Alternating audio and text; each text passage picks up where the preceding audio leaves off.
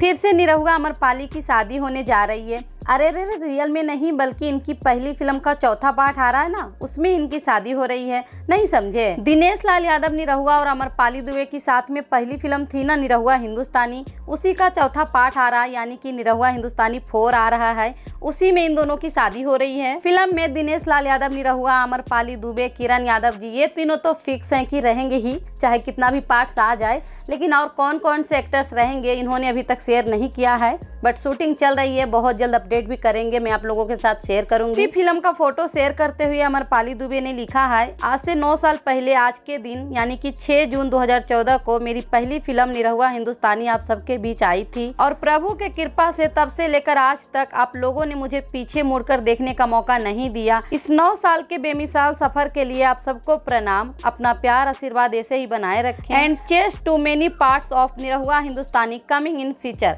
Hashtag Nirahua Hindustani 4 hashtag coming soon. So दोस्तों, जितने भी लोग फिल्म निरहुआ हिंदुस्तानी 4 का इंतजार कर रहे थे उनके लिए खुशखबरी है कि फिल्म निरहुआ हिंदुस्तानी 4 की शूटिंग चल रही है। वीडियो अच्छा लगा हो तो लाइक कीजिएगा, चैनल को सब्सक्राइब कीजिएगा। मिलेंगे अगले वीडियो में, तब तक के लिए thank you for watching. Bye bye, take care.